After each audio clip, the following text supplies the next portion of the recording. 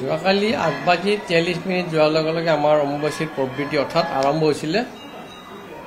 যোৱাকালি তুলনাত আজি যথেষ্টখিনি ভক্ত ইতিমধ্যে আৰম্ভ হৈছে, ভিৰ আৰম্ভ হৈছে। যোৱাকালিও প্ৰায় 1 পৰা 1.5 লাখ ভক্ত ইয়ালৈ আহিছিলে কামাখ্যালৈকে। আজি যিহেতু ৰবিবাৰ বন্ধৰ দিন, যথেষ্টখিনি ভক্ত হ'ব বুলি অনুমান কৰিছোঁ।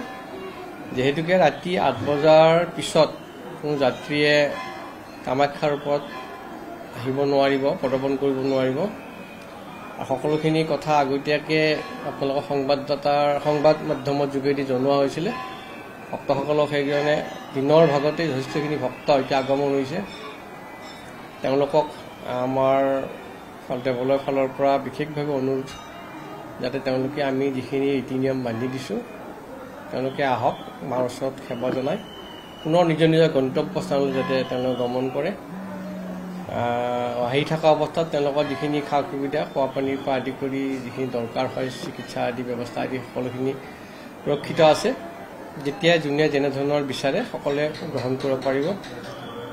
এই সূত্ৰে আমি সমূহ ভক্তগণক অনুৰোধ জনাইছোঁ যাতে দেৱালয় কৰ্তৃপক্ষ লগতে জিলা প্ৰশাসনৰ পৰা যিখিনি নিয়ম কানুন বান্ধি দিছে আইন শৃংখলা ৰক্ষাৰ কাৰণে, সকলোৱে যেনে বিনম্ৰভাৱে পালন কৰে। আৰু সকলো ভক্তসমূহকে আমাৰ দেৱালয় কৰ্তৃপক্ষৰ পৰা অনুৰোধ জনালোঁ। বিশেষ ধৰণৰ একো অসুবিধা হোৱা নাই, বৰঞ্চ আমি এইবাৰ এটা ভাল ফলেই পাইছোঁ।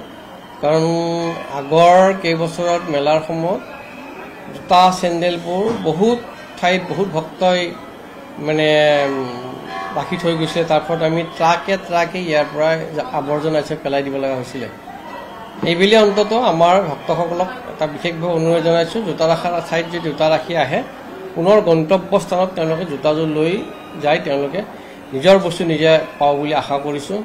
সেই উদ্দেশ্য লৈ পেলাই আমি এইবুলি নামনি কামাখ্যাৰ উৰণীয়া সেতুৰ তলতেই এই ব্যৱস্থা ৰাখিছোঁ। আৰু ইপিনে আমাৰ পশ্চিম দুৱাৰেদিও এইবাৰ ব্যৱস্থা ৰাখিছোঁ। পশ্চিম দুৱাৰেদি আমাৰ পশ্চিমৰ যিটো মেখেলা উজা পথ, সেই পথেৰেও তেওঁলোকে আহিবৰ ব্যৱস্থা ৰাখিছে। তাতে একেধৰণৰ ব্যৱস্থাই আমি ৰাখিছোঁ। বিশেষভাৱে মই আপোনালোকৰ মাধ্যমজনে জনসাধাৰণক জনাব বিচাৰোঁ যে আমাৰ নামনি কামাখ্যাৰ নীলাচল পাহাৰ উঠি অহা নাৰ্চাৰী পইণ্টৰ পৰা কামাখ্যা পদত যিটো ভিৰ লাগিছে, তাত তুলনাত যদি আপুনি পাণ্ডুৰ ফালে যায়, পাণ্ডুৰ ফালে অন্ততঃ কিছু ভিৰ কম আছে। দুইফালে মিলাই আহি যাত্ৰীসকলক এই ভিৰ ভাড়াৰ পৰা কিছু পৰিত্ৰাণ পাব। কাৰ্পেটিংটো আমাৰ যিখন সভা হৈছিলে, সভা অনুষ্ঠিত হোৱাত এই ব্যৱস্থাটো আমাৰ জিলা প্ৰশাসনৰ পৰা লোৱাৰ কথা আছিলে। ইতিমধ্যে তেওঁলোকেও নিশ্চয় লৈছে। আমিও কিছু আমাৰ যিখিনি কাৰ্পেট আছে ইতিমধ্যে পঠাইছোঁ থানালৈকে। তেওঁলোকে কিবা পানী কৰি স্প্ৰে কৰিও আছে, যাত্ৰীসকলে যাতে অসুবিধা নাপায় আমি ব্যৱস্থাখিনি লোৱাৰ কাৰণে, মিলিজুলি ব্যৱস্থা লোৱাৰ কাৰণে আমি ব্যৱস্থা কৰিছোঁ। হয়, অনলাইন যোগে এটা ভামা বুলি এটা কোম্পানীয়ে হোৱাটছআপ যোগে তেওঁলোকে কামাখ্যা মন্দিৰৰ পূজা পাঠবোৰ চলোৱাৰ এটা যি ব্যৱস্থা লৈছে, সেইটো আইনগতভাৱে এটা বিৰোধী। আমি তাৰ প্ৰটেষ্ট কৰিছোঁ, অলৰেডি আমি নটিছো কৰিছোঁ। গতিকে তেওঁলোকক বন্ধ কৰাৰ কাৰণে আমি বিশেষভাৱে জনাইছোঁ, যাতে এনেকুৱা ধৰণৰ অপপ্ৰচাৰ বা কামাখ্যাৰ পূজাত এনেকুৱা ধৰণৰ ব্যৱস্থা নাৰাখাৰ কাৰণে। আৰু যদি তেওঁলোকে তেনেধৰণৰ ব্যৱস্থা নকৰে, তেতিয়াহ'লে আমি আইনগত ব্যৱস্থা গ্ৰহণ কৰিম।